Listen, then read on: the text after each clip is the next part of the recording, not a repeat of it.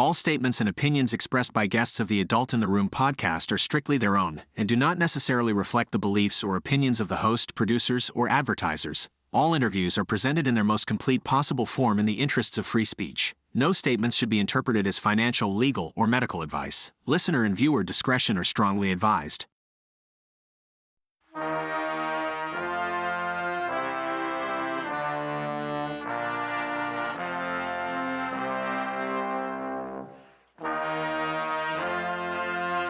It's the Adult in the Room podcast with Victoria Taft. That's me. All statements and opinions expressed by guests of the Adult in the Room podcast are strictly their own and do not necessarily reflect the beliefs or opinions of the host, producers, or advertisers. All interviews are presented in their most complete possible form in the interests of free speech. No statements should be interpreted as financial, legal, or medical advice. Listener and viewer discretion are strongly advised.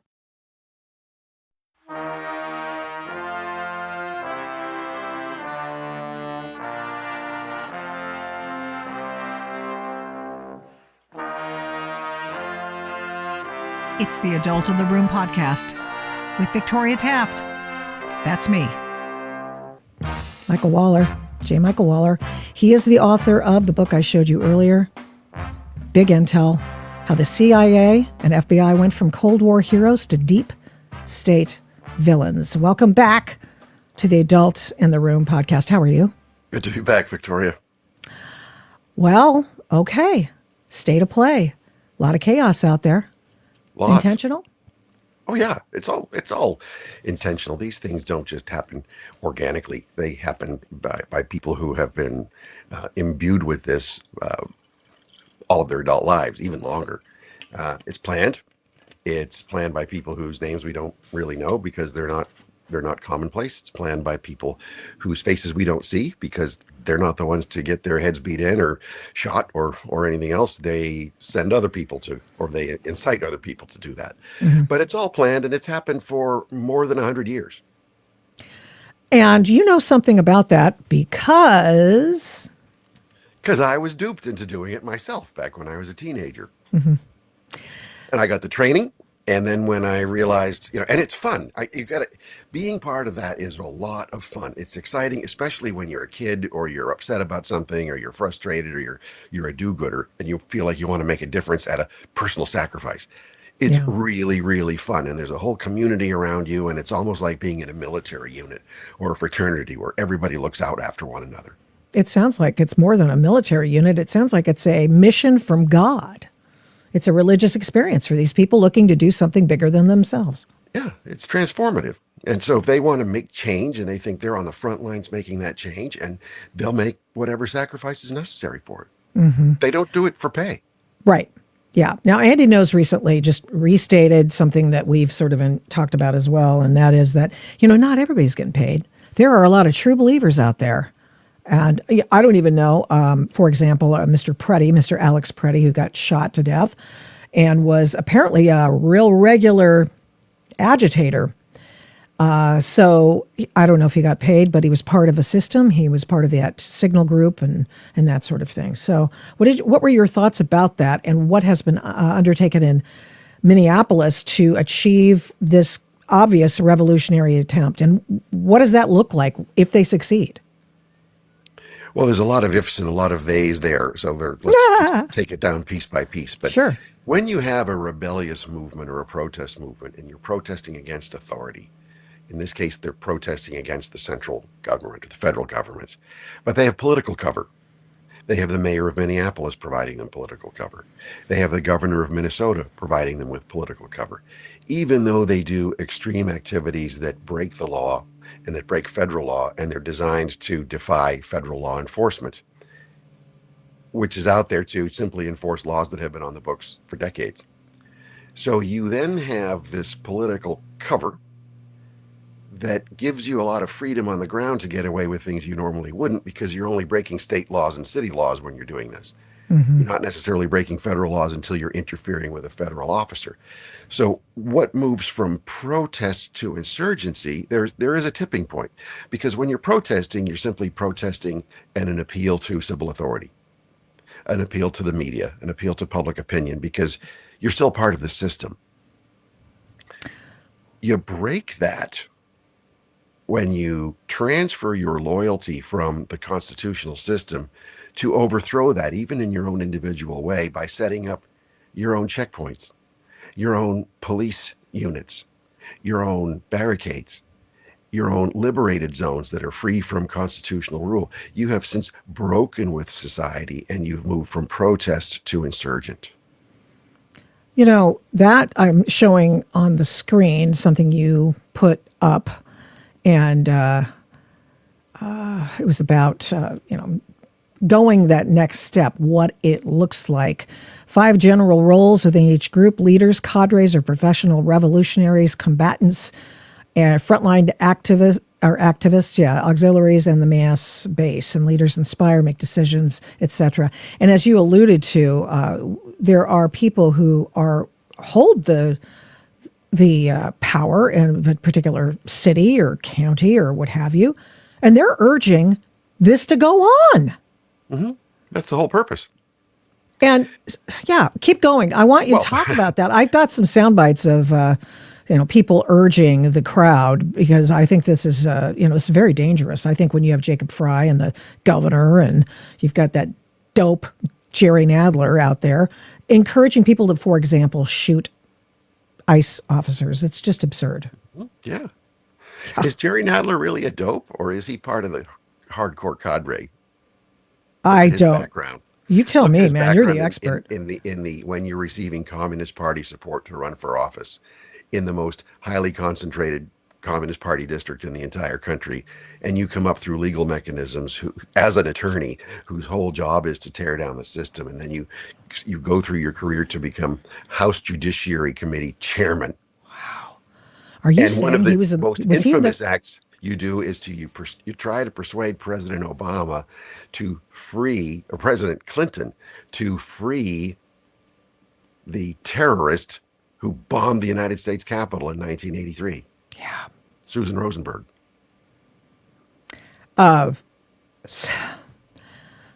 do So is he a dope or a dupe, or is he a hardcore cadre member who knows precisely what he's doing? Wow. Yeah, that's How actually many others are there? that is frightening. That is really frightening. Here's a guy who I've got these sound bites, but I'm just gonna see if I can just grab these real fast. We've got Jerry Nadler talking about on Capitol Hill today, I guess it was, and it was the fact that basically, well, how are you supposed to know who they are? Just like the Arizona AG said 2 weeks ago, just like others are now picking up and saying, well, how are you supposed to know they're police? I don't know. Maybe it's because it says police on their uniforms. Yeah, right. Maybe Right. it's because they have blue and red lights when they come up. Maybe that's, I could be wrong, but I think that's pretty much what happens. And so they pretend with a vestige of a scintilla, of a wisp, of a fig leaf, that this possibly could happen, and someone would be totally legitimate in firing at an ICE agent. And it's already happened. Right. Right.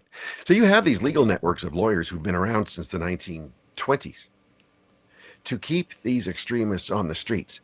It was a young Justice Department employee in 1920, 25-year-old employee. He was head of what was called the Radical Division of the Justice Department.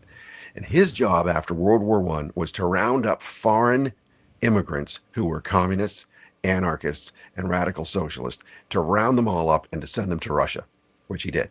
Put them all on a requisition Navy ship, had a bunch of congressmen with him, went up to New York and sent them to Russia.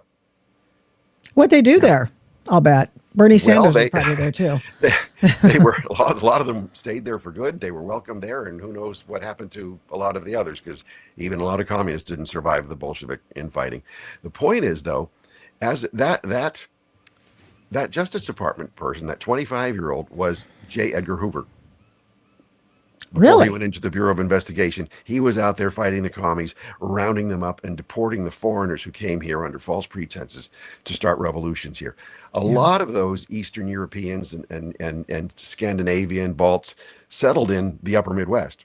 Wisconsin, Minnesota. And so Gus Hall's family, he was a longtime U.S. Communist Party chief. His parents came over from Finland at the time. So they came here to cause revolution, to destroy our country and not to immigrate here. So we've been dealing with this insane immigrant problem for more than a century, who came here to subvert us. But as a direct result of Hoover rounding them up in 1920, a group of lawyers got together to stop those deportations. And that brand new group was the American Civil Liberties Union. That's why it was created, to keep the extremists here to fight our system. Mission accomplished. Yeah, big time. Yeah, I remember when the ACLU stood for standing up for civil liberties, but it turns out they were just in favor of tearing down the United States. Here's that Jacob Fry comment that I wanted you to react to and to maybe put it in some context for us if we can. Let's see. Here we go.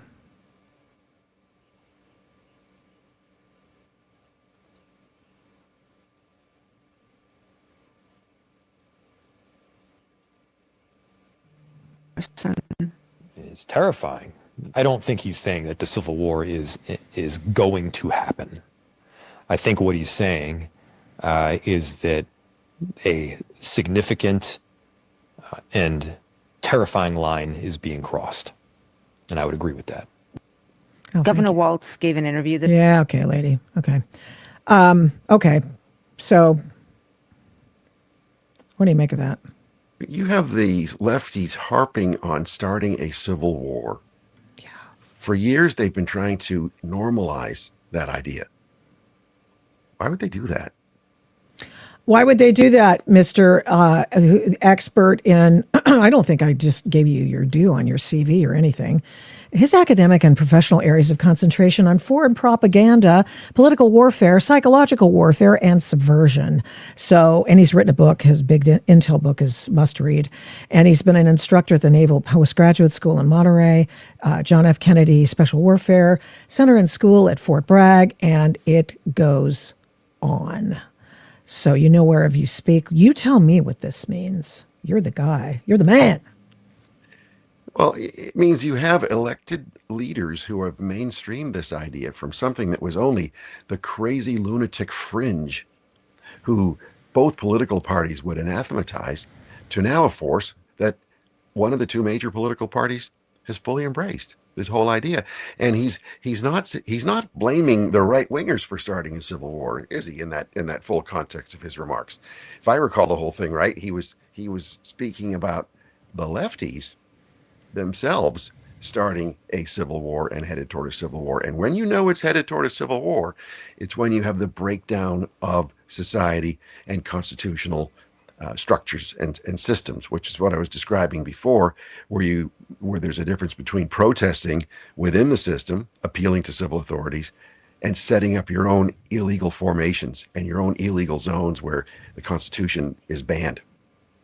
Are we beyond calling this an insurrection? Well, it is. It's an insurrection under the law.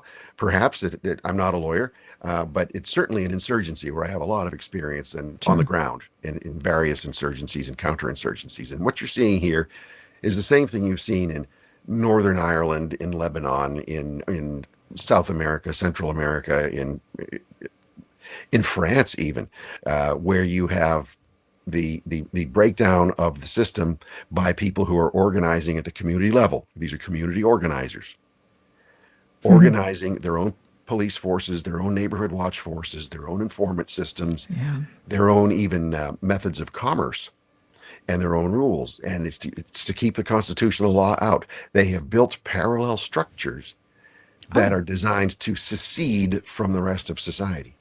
We saw this in Portland and Seattle and the Pacific Northwest overall in a small scale. We're seeing it in Minnesota. It's only on a small scale. They want us to think it's on a big scale. They want us to think it's happening all over the country. It's really minuscule, but they want to create the illusion of widespread popular support. Sure. Here's a gentleman from Eugene, Oregon. He's saying exactly, he's ratifying everything you just said. resistance must cause damage to the other side, and it must It's make calling for every violence. act of evil costly. If your resistance is not doing that, it is not resistance, it is performance. What we need to be doing is consolidating our money, consolidating our resources into a parallel system, building out a parallel system to support the citizens here in Eugene when ultimately our government will and has failed us. That is effective. That is real resistance. That makes every act of evil costly, because what that means is if they do something, they know there are consequences to what they do. So, if you want to actually be effective, if we want to actually stop ICE here in Eugene, it's time to bring consequences to the table. We'll be at the same place as always on Sundays, 12 p.m., 454 Willamette Street for our pro-human community meeting. Come on out and learn real resistance training. Okay. What was he calling for there? There you have it. He was calling for violence and possibly murder to make every action of the government enforcing law to be costly. He views law enforcement as evil. Mm-hmm. He views our immigration laws as evil, and those evils must be made enforcing the law too costly to do. And that cost means human cost. In Portland, there were 2020 through 2023, really, those were very bad years in Portland. No policing, very little, or they were called racists, and they were urging the police to kneel and all of that stuff and defunding it, et cetera, et cetera, et cetera. And, laying off, standing down and that sort of thing. And up sprung the different, barricades, the checkpoints, an armed checkpoint in the, city of Portland. This happened in 2021. And here I did a story on it, and I interviewed the guy that they grabbed out of his vehicle and held at gunpoint with long guns. In Portland, you can open carry a long gun, but it can't be loaded. So we don't know if they were loaded or not, because the cops never came until it was too late. And that's the way it is in Portland. Then there was another incident when there was a shootout on the streets of Portland. They did it it was a precursor to a big confab that the Proud Boys were planning to do in front of at a park on the waterfront, for which they had a permit, as I understand, because the conservative people, I'll lump them in there with that group. They get permits and such. Nobody else does. And so what happened was they were chased out. There was a literal shootout on the streets. I know I got the file today, and I got the shooting. But for whatever reason, I'm not entirely sure what the hell's going on with my computer today. But nevertheless, I do have that lead up in, let's see, was that? That was August of 2021. And in maybe it's 2020, because in 2021, right before it was just escalating, is what I'm trying to say. She tried to say, and things were escalating. The danger was escalating, and then ultimately, what you had happen was the 2020. Oh, this is 2020, so it was year 2020. The escalation and the murder of Aaron J. Danielson. I'll play this for you. This is someone else off the Twitters, and this bad guy. Oh, sorry. I must have gotten the unedited one here. We have here, let's just set this here. Here's the shooter. And Aaron Danielson is walking at some point. These guys, this guy's an obvious lefty. He's got the F-12 shirt on. And Aaron Danielson comes up. This guy's wondering what this dude's doing. That was Michael Reinell. And then when Aaron Danielson comes along, He is shot at point blank range from behind. He was assassinated. And of course, the Trump administration in power at that time sent the feds to find him. But of course, this all could have been avoided had the police been policing. And indeed, the Proud Boys, whatever you may think of them, were PNG'd from Portland and the county, but not Antifa, the people who were actually doing the violence and everything. So they obviously chose a side, Michael. Yeah, these things are sort of not known, but they're anticipated in advance, where you radicals will create situations where they know someone's going to get hurt and someone's going to get killed, but that's okay because there's propaganda value in every maiming and every killing. It outrages people. It gets politicians upset. It gets, people paying attention to news reports. It gets, all of those things that get people talking and angry and fighting each other. That's the purpose of setting up these flashpoint zones. Yeah, talk about those. Yeah, so a flashpoint is a situation in which, like a tinderbox, something's going to happen. It's things are so tense that just one spark is needed to just burn everything up. And these flashpoints are created deliberately, partly for the purpose of getting someone hurt and killed. It's always a dupe. It's always a well-meaning do-gooder. It's not one of the hardcore cadres who's pulling the strings. It's somebody out there, whether it's a mom, doesn't matter if the mom's a trained radical or a committed radical, a nurse. Renee Good. It doesn't matter if the person has quit, lives with his mommy and daddy, and then goes out and does this, and the parents say don't do anything stupid, knowing that he's going to do something stupid, which he did.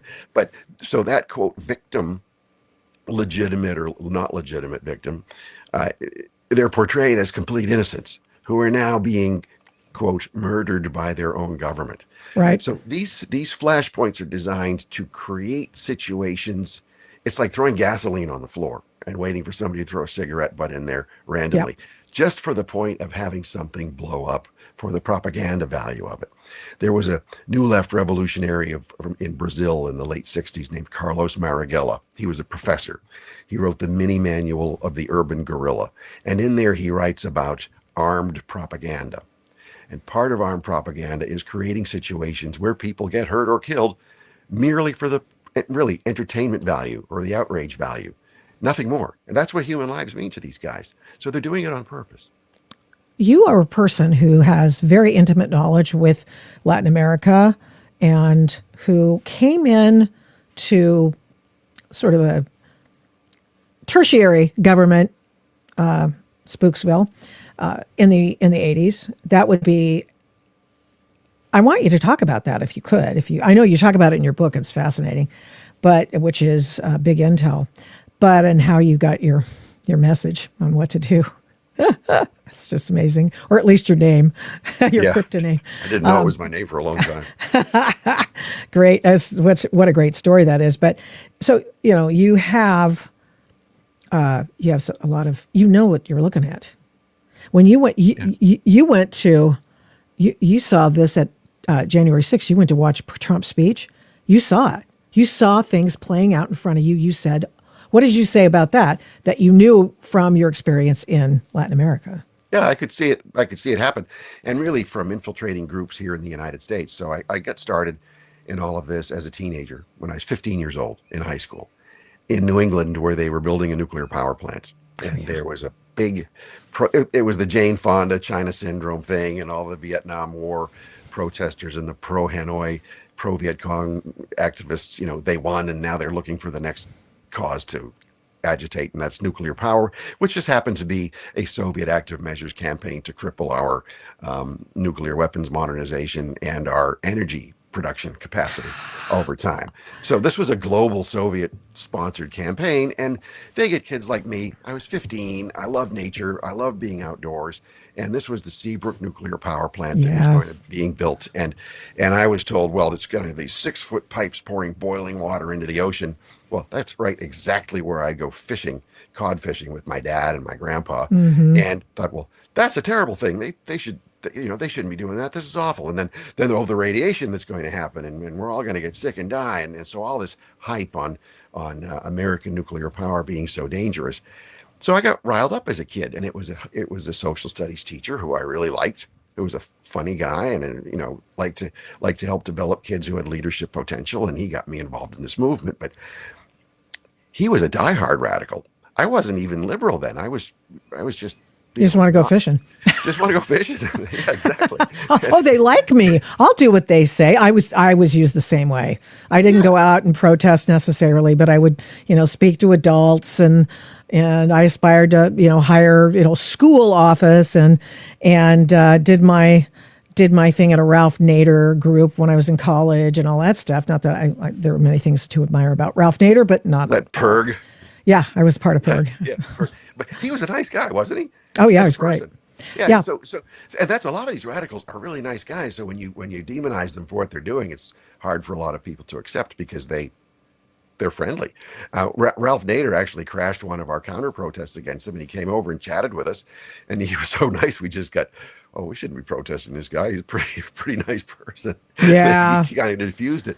But in doing this as a teenager, I got trained in vandalism, to go up through the salt marsh in a canoe with bolt cutters, cut through the fence, get cans of spray paint on the concrete containment dome that was under construction, and then I'd be the one to get busted because I was just a stupid teenager who didn't know what he was doing. Yeah. But it was fun, and then what to do when the National Guard comes in and stomps you and that kind of thing. Mm-hmm. But it was fun, it was exciting, and then when I went, they gave me some more advanced, took me to more advanced training and put me through what I later learned was a struggle session. Wow. And they said, why are you in this movement? And I said, well, because of the fish and because of the radiation of land and all that. Look, he said, this is not why we're here. We're here to overthrow American capitalism. And then I realized these guys are communists. I'm not going to have anything to do with this. So I vowed I'd spend the rest of my life fighting them. So boom, go to college, George Washington University, downtown Washington, D.C. Freshman year, President Reagan's first inaugural parade breaks up right in front of my dorm. 3 blocks from the White House. And so I got involved in working for my U.S. Senator at the time as an intern. So I was supporting Reagan, and then we began infiltrating groups on our own, infiltrating the left-wing groups on campuses, but then being in D.C., we could do it at the national level, and we networked then by phone and by fax and even by letter with other college kids doing different things through their student newspapers, conservative newspapers at the time, to network with each other and then infiltrate these groups and then publish stuff on them. So it was sort of the pre-digital age work that you see Data Republican and Cam Higbee and some of the other people doing right now. Mm-hmm. Yeah, it's telling. It's finally the right is doing something that gets immediately to the masses and is generally unfiltered. I would say I would never say it's unfiltered per se, but I would say it's a pretty good message. I mean, it's pretty interesting, right? Well, if it's all raw, it gets boring. You have to edit it in some kind of way. Oh yeah. In a way that has integrity to it, and that's what you see these and other people really doing. Then you have ex-military guys chiming in saying, "Wait, this looks exactly like the insurgency organizations that we were finding that the Iranians were organizing in Iraq." And sure enough, then you say, well, wait a minute, when I was in Central America, we saw the exact same here. And then a British guy who had been in the British forces in Northern Ireland said, well, we saw that same thing with the IRA in Northern Ireland in the 70s. And then, boom, you see this happen all around the world. And it's been happening for 100 years or more. Uh-huh.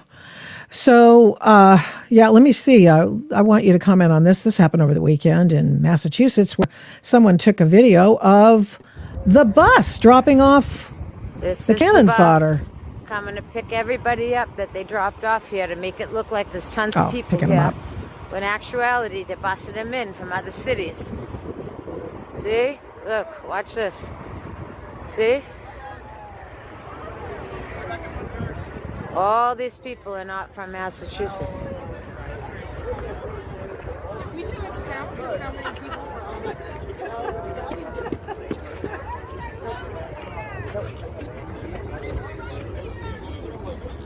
See? So, hold. You know her? She's one of the people from the No Kings rally. Which one? The one with the yellow hat, the lady with the... Oh, yeah? Yeah, they're all the same. Okay, that's what we need. Yeah. They're all the same people. Yeah. I mean, as Yeah, usual. yeah, they're bussed in, and some of them do it just because they like. Look at how some of them are in their 70s. So what were they doing when they were in college? They were probably protesting to support the communist enemy in Vietnam. Yeah. They were get Jane looped in Fondas. against the draft because the draft system was unfair, and the war aims were very unclear, and there was a lot of deception, especially under President Johnson, and then Nixon inherits it, and then the protests are coming in. But who was helping coordinate those protests around 1968 or 69 when the Venceremos brigades started going down to Cuba? It was I the know Cubans one. with the North Vietnamese. Were you there too?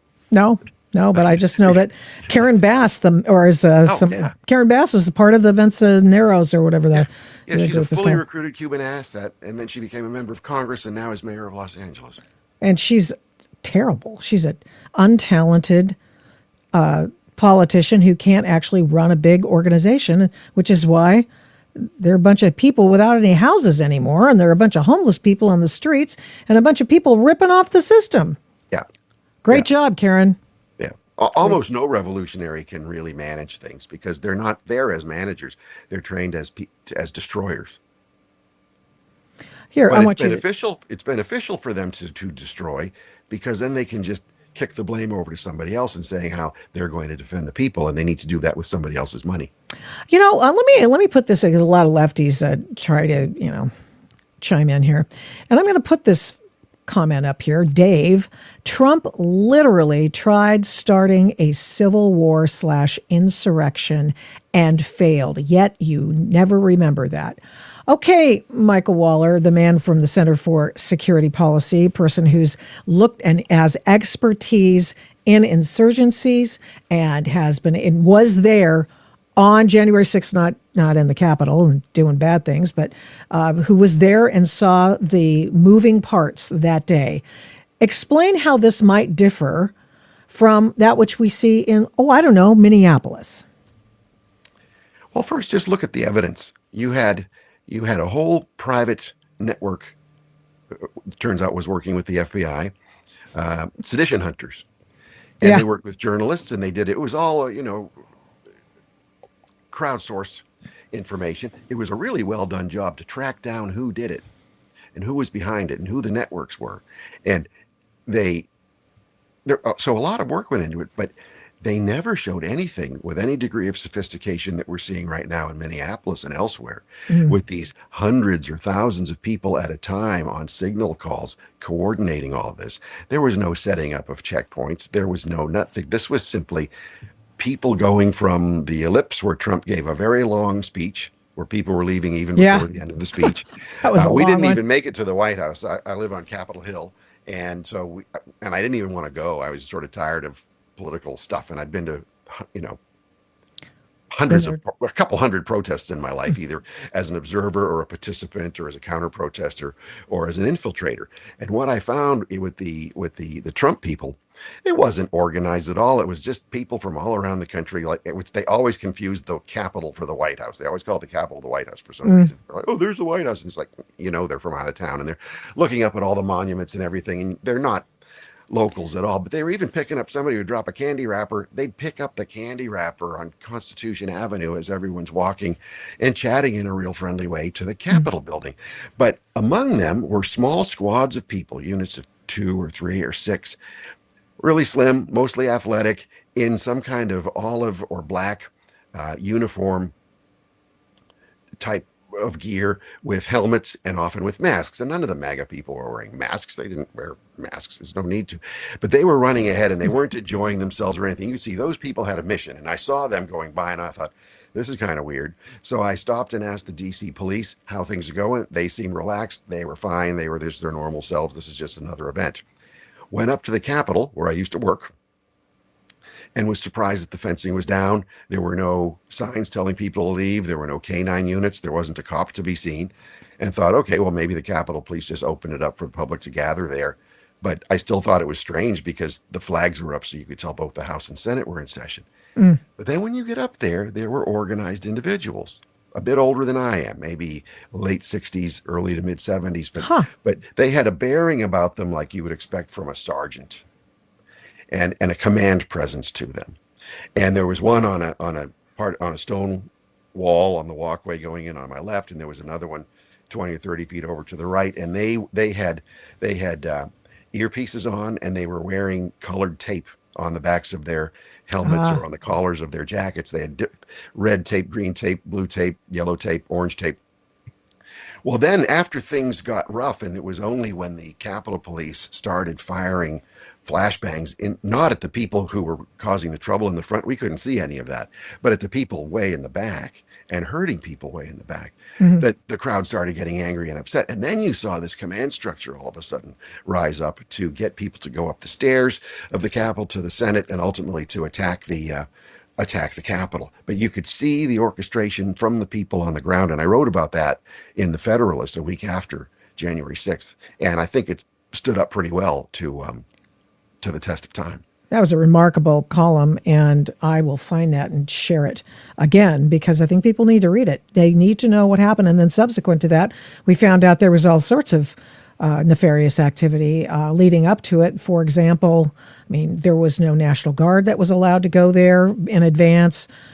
We had, until it was too late, Capitol Police, the individual who was in charge of the threat matrix, the person who was the expert on the intelligence, she screwed it all up. She didn't do anything. She ends up with a cush job at UC Berkeley as the this was police chief. Yogananda Pittman. Yeah. Yeah, so she was responsible for synthesizing intelligence for the Capitol Police Chief. Yeah. Great job, honey. Collecting it from the FBI and the Secret Service and the DHS and everybody else.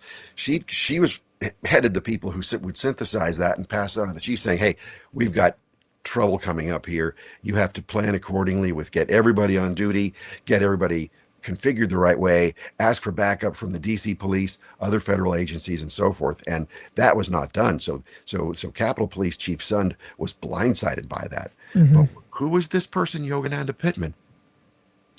She was number 2 in the Capitol Police. So when Chief Sund resigned right after, because that's what you do when you fail, when there's a big breach. Yeah, that used to be a thing. Yeah, the thing is, he's a decent guy, so he resigned. Had he stayed on, things might have been different. But she was then put in as acting chief, and like the police union hated her. She had like a 92% disapproval rating among the other cops. But she was friends with Congresswoman Barbara Lee. Oh, Lord. Of Oakland, California. Now, Barbara Lee, you go back ancient history, when she was a congressional staffer in the early 1980s, while I was doing a lot of my college work, she was a staffer for Congressman Ronald Dellums, who was a Fidel Castro supporter. When Reagan went into Grenada, the little Caribbean island, to overthrow to oust that junta backed by the Cubans and the Soviets, and came back with all the documents, a number of the documents had correspondence from Barbara Lee with the Cubans and referencing another staffer about how they love Fidel Castro, and they went and Ron Dellums the congressman doesn't speak favorably of anybody like that except for Fidel Castro. I mean, she herself throughout her whole career, she became a member of Congress when Dellums left. She was a Cuban asset, like what's her name down in Karen Bass in Los Angeles. Oh, yeah. Fully recruited Cuban asset. She was the patroness of Yogananda Pittman in the Capitol Police.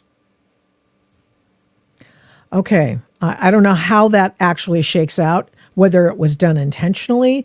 She got she got cover from the suits above, and she was wholly involved in turning away. She was paid to look away, to not distill the information and give it to the people who could have made a difference. Everybody knew there was Pittman's ideological. She was an ideological radical, and when you don't even have to be conscious of it, you just have your bias, and you think, well, I'm only going to look at right wingers because they're all subversive insurrectionists, and I'm not going to pay anything to what are the Cuban-backed people doing? I mean, honestly, trained by a foreign intelligence service to agitate here. Those are the blinders that automatically go on. I know you're a Cuba hand as well, and there's some news about Cuba today, and I was just kind of seeing if I could. Sanctioned Russian jet touches down in Cuba, echoing secret flights before Maduro's ouster. And then I saw yesterday that the Ruskies are going to forgive $30 billion in funds that they've given to Cuba. Hey, you don't have to pay us back. Stay with us. Because is it iffy? Is this Trump would like us to believe that things are the communist regime could be going in flames? Is that possible? Oh yeah, the Cuban regime is doomed. It's doomed for the Russians to be cutting off whatever repayments that Cuba was supposed to send them. That's big because the Cuban economy is in free fall. Yeah. They were just heavily dependent on Venezuelan oil, which they're not getting anymore. And so the Mexicans have been supplying Cuba with oil for ages. And then this past week, Mexico cut off its oil to Cuba. So the regime is just really, really, really up the creek. They're on 20-hour blackouts in much of the country right Kind of like L.A. Yeah, kind of like the trainee running LA. Somebody's saying I one of my guilty pleasures is watching Real Housewives of whatever franchise. I watch them all. Just want to. I can't have any more news in my brain. And a couple of their conversations where they were just like blithely discussing the fact that there were blackouts, and they're like, oh yeah, I guess I'll just have to do my makeup over somewhere else.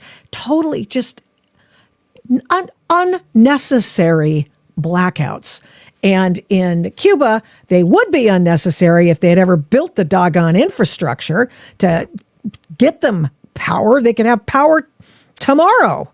They could have all kinds of facilities and all kinds of things if they'd built them out with, democracy in mind. But oh no, they can't do that. Can you imagine? I mean, it's just absurd. Well, Cuba's always been suckling off someone's teat, since 1959. They've never tried to make it on their own. They've always been someone else's colony. So now they're really relying on, they were Venezuelan oil, Mexican oil, and then Chinese and Russian loans. And now they can't, there's no way they can repay them. So the regime is doomed, which presents a great opportunity for the United States. Can you imagine, think you're a Cuban official and you think, pick a side, buddy. We're goners. What's going to happen? Are we going to be? Are we going to? Where are we going to go? Get on one of the Coke boats and get out. We can't go to Venezuela now. Colombia's government's going to change. We can't. Where are we going to go? So imagine if you're the head of Cuban intelligence and you have these, because we don't appreciate the Cuban intelligence services. They're really world class. They're as good as their cigars. Wow. They're really world class, and that's been one of Cuba's top commodities. Its top value addeds, since the 1960s, because they can excel in human intelligence and co-optation and subversion every bit as good as the East German Stasi did. Sometimes better than the KGB did. They've been great at it, and they are relentless about it. So they have networks here. Look at the academic departments in the country. Any Western Hemisphere studies or Latin American studies, you can't find one that's anti-communist anymore. Anti-Marxist. But these are the people who go into the CIA and go into the State Department as the area experts.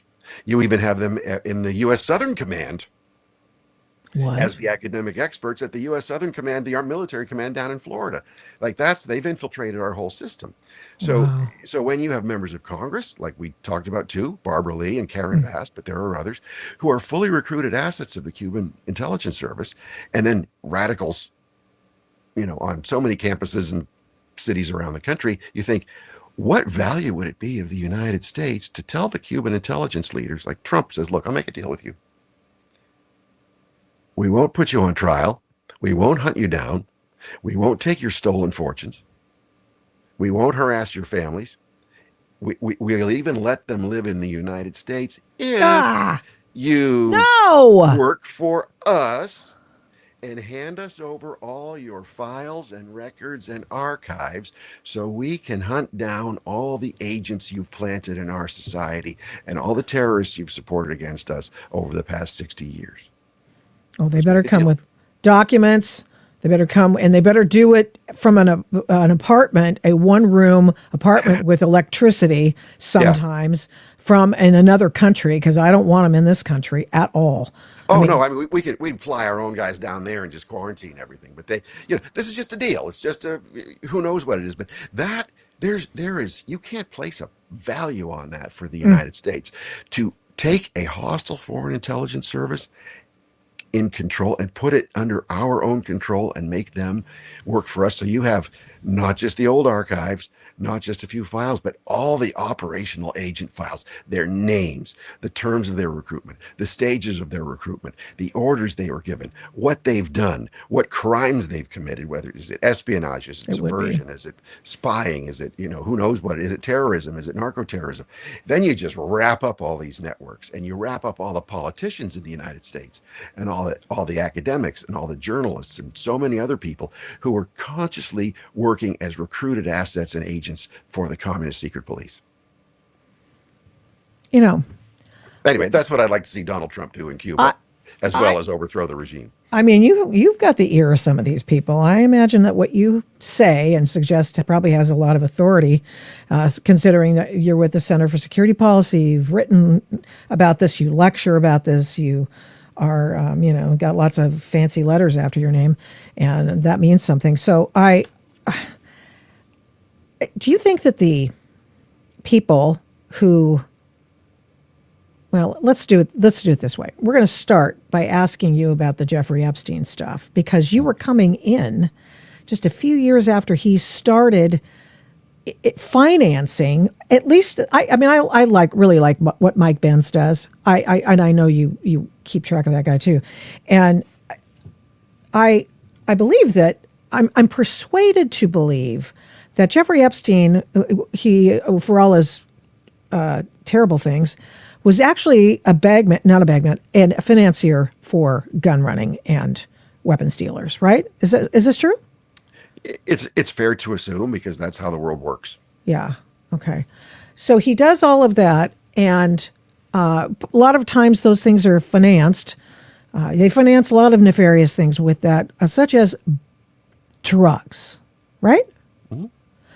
And as a result of the drugs, you have to understand, I suppose you would be able to tell us, if there were a lot of unhappy people currently in Latin America and Mexico who are hugely pissed off at Donald Trump for depriving them of their ability to churn and burn drugs to get whatever it is they want, weapons, etc. Mm-hmm. How is really what Trump is doing playing with some of the bad actors in that part of the world? Well, it's only begun. Have I just totally hijacked this conversation into another No, that's okay. We're just kind of going wherever the path leads. I mean, but I'm interested, because I do have a Jeffrey Epstein question for you. So anyway, keep going. But it all blends together, right? Insurgency and law breaking, going after federal law enforcement who are hunting down illegal aliens who've been here to live illegally among us, whether they're otherwise honest people or whether they're criminal elements. I mean, look at, these rioters and insurgents in Minnesota are trying to protect child molesters from being deported. Yeah. So when you have that, then all these other things you're bringing up comes in naturally, whether it's Cuban intelligence, whether it's narco-terrorism, whether it's elites here who, snort their way through life because of their raw materials that come in from Colombia or China or wherever else. So what Trump did in his Trump corollary to the Monroe Doctrine that he put in his national security strategy was, the Monroe Doctrine was to keep the European empires out. Trump expanded it to keeping the Chinese Communist Empire out, to keeping Marxist ideology and globalism out, to keep jihadism out. And that's what he's doing to push back against that. So he took this longstanding indictment of Maduro.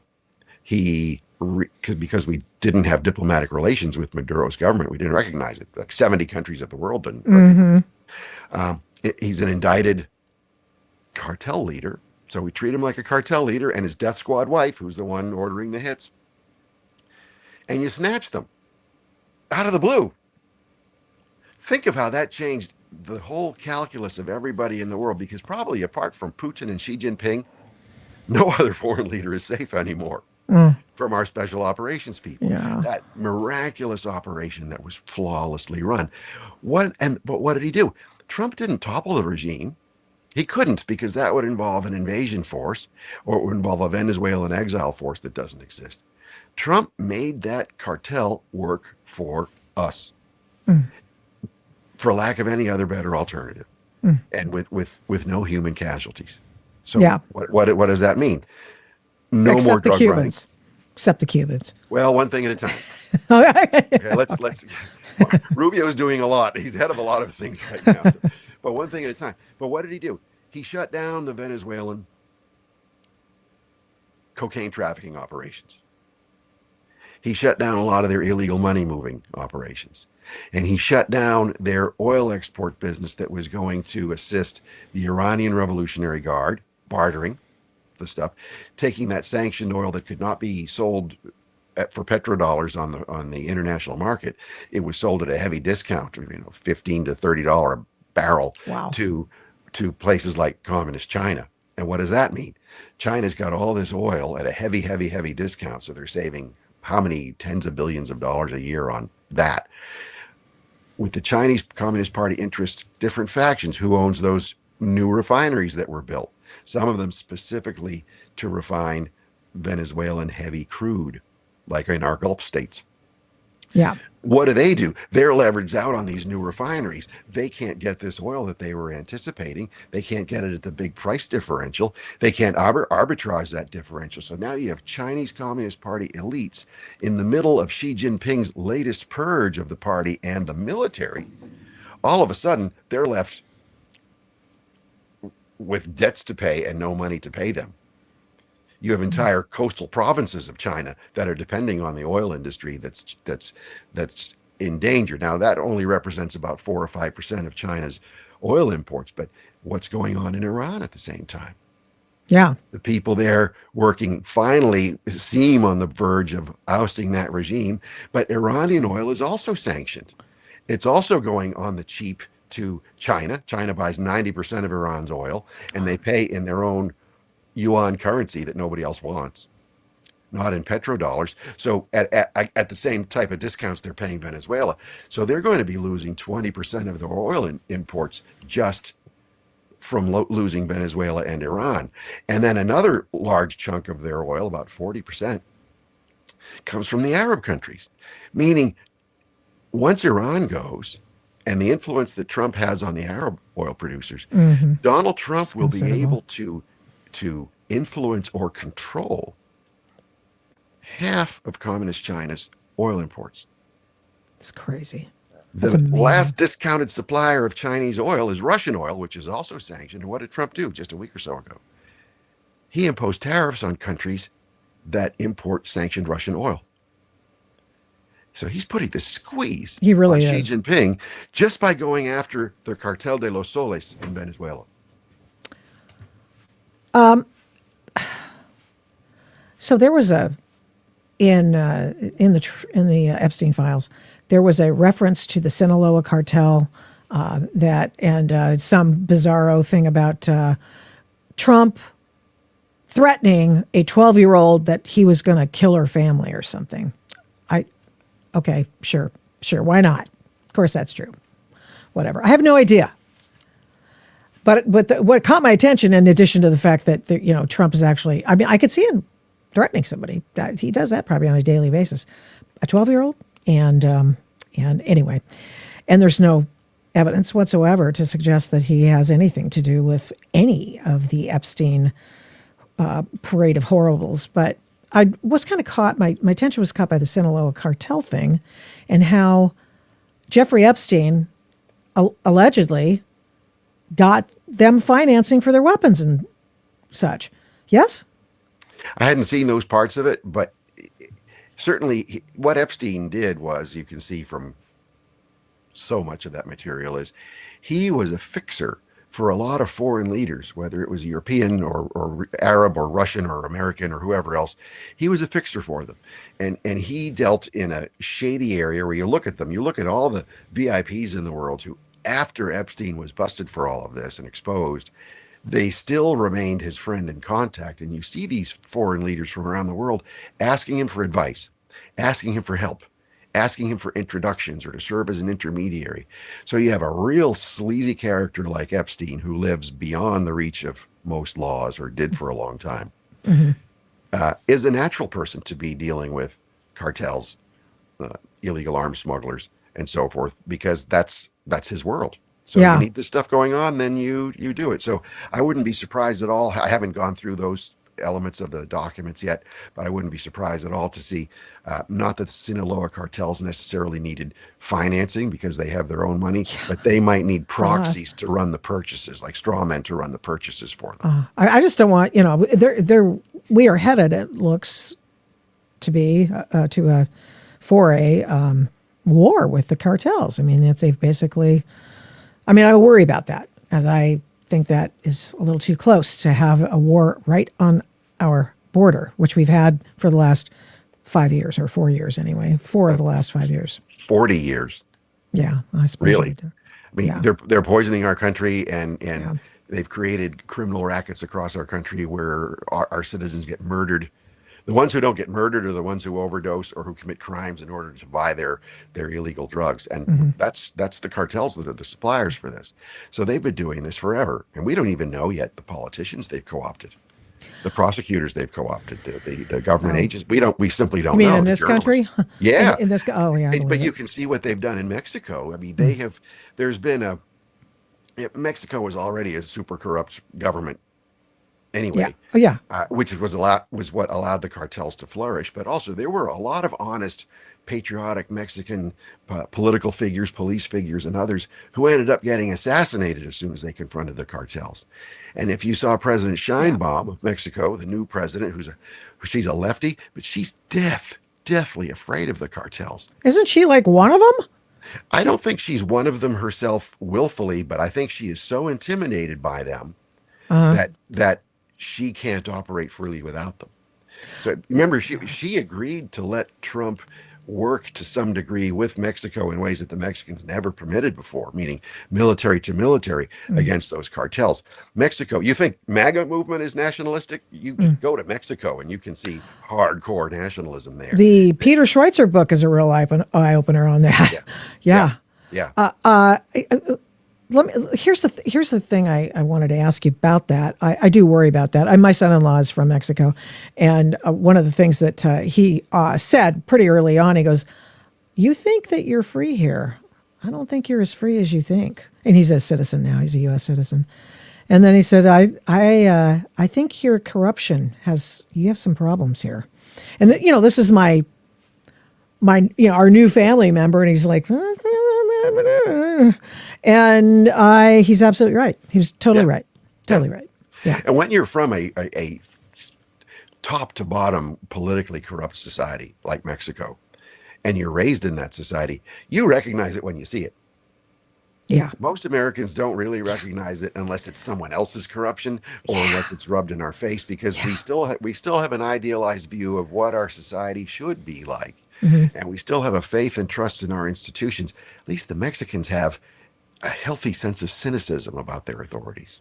Yeah, well, cynicism's the Ruskies were cynical too, and that's just the. But I mean, it doesn't help. think of it. Why they're black what pills? You strategist? can't have What that. strategist in our crime fighting and national security communities would create strategies on counter narcotics that would not solve the problem over 40 years of fighting? One that they want to extend, huh? Yeah. Let me ask you about this, because you want to talk about a little bit Iran-Contra, because that's where Jeffrey Epstein came in, right? With the whole Iran-Contra, that ilk, right at the time, yeah? Yeah. And you were in Central America, and you were helping the insurgents, and I was among them. Yeah. I was going to say that, but I just didn't want to. I left Army ROTC to get my basic training as an insurgent with the Contras in Nicaragua. Well, that's one way to put it. That's amazing. Yeah. And you end up seeing the world upside down about how a small force can accomplish a lot by like you would in certain martial arts, by leveraging velocity and mass to your advantage when you don't have when you're against a bigger target. And we just think that throwing money at a problem is going to solve it, and it seldom has solved our problems. So you take an insurgents approach to things that gives you insights into how, people who we regard as losers and kooks and fringe elements really believe they can overthrow our system, because they honestly do believe it, and they have reason to. Well, I mean, when you've consumed a city like Portland and Minneapolis. You're trying hard and probably largely succeeded with Los Angeles, and you've just elected a commie in New York. I think they have every right to believe that they're being successful. Yeah, yeah. They have this historical predestination. It's inevitability that their cause will prevail. It's just a question of fighting hard for it. So when you were doing that, did you ever, I mean, you were a kid and Jeffrey Epstein was older, but did you ever hear anything about how they were financing this? Did you ever hear his name? Anything like that? No, I never heard his name. I heard on the drug trafficking side, I heard only what I read in the media. I Oh, didn't see any of it on the ground, but then traffickers are never going to let some guy on the ground see what's going on anyway. I later learned that there were two mercenary pilots that the CIA had hired. One of them was Bobby Seale, and they would go down and they'd fly wow. arms in from the United States, but they would fly back with empty planes. And then one of them was approached someplace saying, "Why don't you fill your empty planes with cocaine and you can make some extra dough?" And that's what he ended up doing. I don't know the truth of the extent of anything more than that, but it wasn't like the CIA running operations to finance the Contras with cocaine, because really it was a really cheaply run, very Spartan operation that was always starved of funds. How did you get paid for that? I didn't. Just one of the true believers. Yeah, I mean, I got walking around money to pay for my airfare or whatever. I wrote something about it in Big Intel. Yeah, you did. Someday I'll write the whole story. It's just that the book wasn't supposed to be about me, but the publisher said, "No, you've got to tell some of your own story." Oh, And yeah, so, that's right. and the editor knew because he'd been my roommate back then at the time, so I couldn't pull one over on him and say, "There's nothing to tell." But really, so it was just like $500 walking around money here and there, and an air ticket. I would have gone had I had the $500, which was a lot of money back in 1984, 1985, and so forth. And but I didn't get a salary for it. It was just something that I wanted to do because I felt it was the right thing to do. Then I worked for a policy group, and I had the special knowledge and the special connections down there. And then part of my job was to go down and report and to come back and to do investigations on arms shipments or on the accuracy of reporting coming out or Yeah. whatever else was going on, and then to get to know the political figures in the whole region. So, but that was I was making $12,000 a year doing that. Yeah, yeah, yeah. Those were the days. So, yeah. So, how was the reportage coming out of those areas? I know you did some of it, but in terms of MSM people and other media outlets, what was the reporting like? Was it any Well, good? back then we knew the New York Times was a terrible, biased place, but they had a really great reporter there named Shirley Christian, who was a super reporter, very honest reporter. I didn't like a lot of what she reported, but the truth is the truth. So she was really great. There was an AP reporter who was excellent, and another one who was just the worst. You had another reporter, Glenn Garvin, of the Miami Herald and later the Washington Times. You had James Lemoyne. I think he was with the New York Times. He was a very good reporter in terms of professionalism. Uh-huh. So you could, you handicap the bias a little bit, and so you can sort of take what they say to the bank. Once you handicap the bias a little bit, you can still Yeah. believe what the reporting is. Yeah. But like a lot of the wire services and other big media outlets were terrible. When I went down the first time as a college student with another student journalist from University of Miami, and we ran into an NBC team down there, and they got us back on the Good Morning America with Bryant Gumbel, who immediately started attacking us for being, terrible people and all of this other stuff. And then it turned out our interview was never aired because there was a big breaking news thing. But Oh, that was at the New York level. So on the ground, you had some good reporters. But once it got through the editors in New York, then that's where a lot of the sabotage came. so let me ask this. This is put out by one of our viewers. Petrodollar's over because of Trump. U.S. dollar's not considered a stable asset anymore. Is that true? Do you think? That has to fold into what you look at on all of these issues. Yeah, well, petrodollar is not a stable asset anymore because China's moving into pressure countries to accept Chinese currency as in Right. lieu of the dollar. So that's one reason. And the other reason is our deficit spending is insane. And so we just keep printing more money to make the dollar worth less. So if you're paying in yen or euro or something else, but you have to convert it to dollars to buy oil, it's making your oil more expensive for you if it's tied to the dollar. So really, it's a bipartisan uniparty issue that's sabotaging the dollar. And any president who signs any spending bill with a huge deficit like that is responsible, as is every member of Congress who passes it. Okay, so I've got the Jeffrey Epstein file here. Is there anything you'd like me to look up? Let me see. I've got it right over here. I think that's my share this tab instead. And I shall. I think I've got the right window. No, I don't. Oh no, that's true. Stand by. What do you think we should look up? Do you see this page? I just want to make sure. Yeah, I see the page. The cool thing about those pages, that's the House of Representatives. Oh, that's the Justice Department. That's page. Justice Department, okay, yeah. because there's a House committee page that has a really handy website too, and everything's word searchable and name searchable. And so awesome. It's a crazy resource. And even though it's so easy to access, there's so much stuff there. Oh, yeah. And as you pointed out, you'll see Trump mentioned there hundreds or thousands of times, and then it's some USA Today article. It's nothing. Yeah, it's like exciting. nothing. One of the takeaways I got from that was how casual everybody was with Epstein, how open they were with Epstein, whether it was a cabinet member or a former cabinet member or the president of Harvard or you know, like the world elites would go to Epstein and tell their dirt to him, or imply it or joke about it, and why were all of them so casual with him? So now put yourself in the eyes of felt comfortable with him, I guess. Well, yeah. He worked. Wasn't he like he was CIA adjacent? Who knows what he was adjacent? I mean, here he was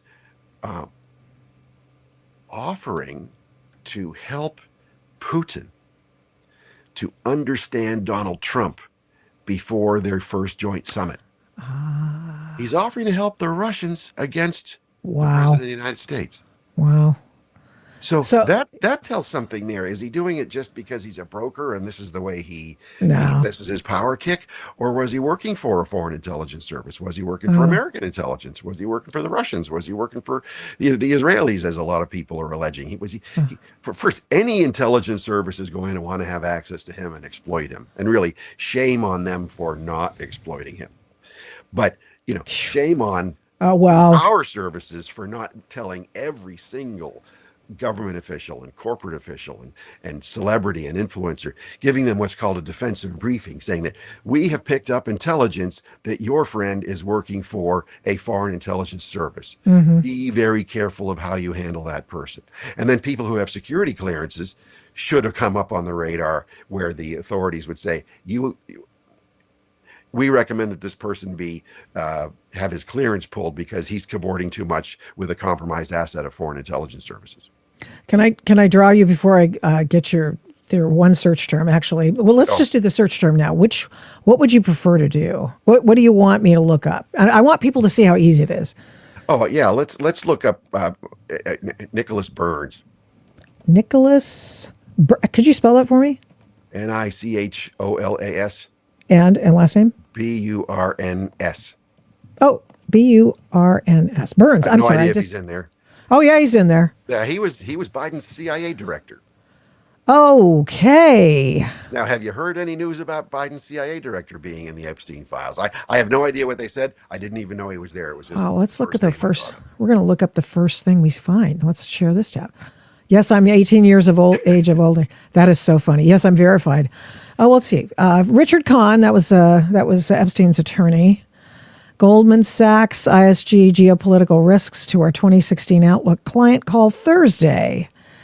And it's a reminder. God, there was like 3 reminders that Jeffrey Epstein was going to meet with Michael Wolff. Multiple things. Okay, we've got Sharman Musavar Rahmani, Chief Investment Officer. Nicholas Burns, Evan Medeiros, who is the Managing Director and Practice Head of Asia Eurasia Group. What does this mean anything to you? It looks like it's some sort of confab that they're presenting I at. can't read it on the screen. Yeah, But the point sorry. is, that shows you how easy it is. Now, Burns might be entirely innocuous. Maybe he did nothing wrong. But the fact that he's in the Epstein file shows the reach that Epstein had, where he was either referring to or corresponding to either very powerful people across the political spectrum and around the world, Right. or with their representatives. Now, before I let you go, and I just want to get your permission to take you on the crazy train a little bit. And actually, these guys aren't crazy. They're right a lot. Here's Revolver News, explosive update on the anonymous 2019 4chan post claiming that Epstein was switched out. Sorry if this is an insult to your intelligence, but I just have to say it. There was a person who posted a 4chan message in 2019 saying that Jeffrey Epstein had been switched out. And there was such specific information. Here's the post. I don't know if you can see it. I can't. It's pretty small. But what it says is, not saying anything after this. Please do not try to dox me. But last night, after 04:15 count, they took him, Jeffrey Epstein, medical in a wheelchair, front cuffed, but not one triage nurse says they spoke to him. Next thing we know, a van shows up. We do not do releases on the weekends unless a judge orders it. The next thing we know, he's put in a single man cell and hangs himself. Here's the thing. The trip van did not sign in and did not record the plate number, and the guy in a green dress, military outfit, was in the back of the van, according to the tower guy who let him through the gate. You guys, I'm shaking right now, but I think they switched him out. NBC News reports that on this issue. Now, according to the X-Post, we may know who that anonymous poster was and why his account of things matter so much. He was a Metropolitan Correctional Center prison officer by the name of Roberto Grijalva, and he claims to witness unusual activity, and they out him in the files. Very interesting. We don't know. We don't think he actually works there anymore. Don't you think that's really... Nothing is too weird anymore. Or normally say, oh, 4chan. Oh, no, this is just another, Right. some anonymous source and what.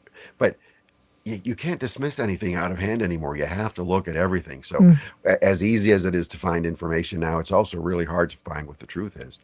I mean, there are ways that where foreign intelligence services have exfiltrated their agents from the United States in the past and made it look like a death. I'm not saying anything about this particular article because I haven't read it or evaluated it, but there's a case of John Paisley, who was a third level, very senior CIA official. He was head of their research unit and was he ended up as one of the most dangerous, damaging KGB penetrations of U.S. intelligence in our history. In I think it was the late 70s, he was sailing his boat in the Chesapeake Bay at night, and he disappeared. And then a body was found washed up, a severely decomposed body later on, but the body didn't match the height or the weight or anything of this individual Paisley. And it is believed that Paisley was exfiltrated out of the United States by sea on the Chesapeake Bay, and later died in Moscow and was buried in a cemetery in Moscow. So this type of thing, exfiltrating important assets, it's as old as espionage itself. So it wouldn't be something that we should dismiss out of hand to when you think of that report that you just showed. Crazy. Wow. Do you think he killed himself? I don't know how you kill yourself with a paper blanket. Is that what he had, a paper blanket? He had a paper blanket? Yeah, you're in a suicide cell, so they give you a blanket made of paper so you won't hang yourself with it. Interesting. Anything can happen. And that's one of the difficulties we're having in trying to understand the world around us and make sense of it, is it's easy to jump to conclusions and to put to fill in facts where there are no facts to fill in, but you're trying to make sense of point A and point C, but there is no point B, and you can either, theorize it, or you can report it as fact when you're, it's really careful consideration of things versus sloppy, wishful thinking kind of reporting, in air quotes. Mm-hmm. And that happens a lot for folks on our side. We're so sloppy. Some of our people we know, or people on our side, are so sloppy that it actually does damage to trying to understand things, because it just discredits everybody. But at the same time, you can't dismiss anything anymore, because a lot of the crazy stuff has been proven to be true. This is another thing. Everybody's so confused. It's sort of like how those people fell for the, what was the guy's, not anonymous. That was something else. But the guy who was supposedly. Why am I blanking on this guy's name? Well, it was a fake person. It was a CIA op. Yeah. And so, the whole thing up to the 2016 election, going up to 2020 election, the theft of the election and all that stuff. Why am I just QAnon? Blah, blah, blah, blah. Yeah. So all that crazy stuff. You go. It's a crazy time. You feel like I think of the whole Russian collusion narrative. It made sense in many ways if you're trying to evaluate things. Well, you've got FBI saying it, CIA saying it, a former British Secret Service saying it. There's got to be some truth to it. And then Trump wasn't handling it that well. He was sort of, he doesn't explain things as clearly as we might wish he would sometimes. So I thought it was fake. It just reeked of Russian disinformation, because what I knew from the Russians and the Russian intelligence services, they want politicians who are predictable, who are level, who have a track record and maybe even a long-standing relationship. So in the 2016 election, they would want Hillary Clinton, not because I think, I would have been terrified had Hillary Clinton been our president, but really they want someone with a long relationship who they can predict their behavior. They have a personal rapport. They have even, cordial, if not friendly, personal relations. And that would be any former Secretary of State, anybody who'd worked with the Russians in a cooperative kind of a way. Anybody who has an agenda and a whole establishment political machine behind them. They don't want a very unpredictable person like Donald Trump. All right. Well, guess what? So on that alone, it didn't make sense. But how do you prove that? So it took years and years and years to finally prove to a legal standard, right? Because this was proof at a legal standard, not just a reason standard, that this was a fabrication. It was a fraud. It was a hoax. Yeah. Just like a lot of people have been saying all along. Pizzagate, a hoax, except kids were referred to as pizza in the Epstein files. So there's that. So Pizzagate lives. It still lives. Crazy stuff still lives. Yeah. Well, thank you so much, J. Michael Waller. Here's his book, Big Intel. Are you writing another one? Because you were off the grid there for a minute. Yeah, I'm writing stuff, but I don't have a book yet, because they do take a lot of time, and you have to be really careful documenting things, and you don't just get. It's very rare to get a document dump that you can just write a book around. So I like to do my own original research. And so for the moment, no book. Okay. Well, you can do your personal book, the one that tells the rest of the story. That'd be cool. Thank you. But to me, it's like books. I like to learn things when I'm writing books. I know. The whole process of writing is you're learning. And I think, well, my story is just my story. No one's going to care, because it's just normal for me. Yeah, I get it. I understand. It's like you don't want to make yourself the story either, because that's just the way you have, obviously, journalistic underpinnings. So that makes it an anathema to most journalists, except in this kind of venue where you're stuck. You're the guy. But I hope you do write that book someday. I'll read it for sure. Write it for me, and people like me. Just for you. Yes, that's right. Thank you. Don't hold me to it. Okay. Thanks, Victoria. Thank you so much. Really appreciate all your time. Yeah, great talking. And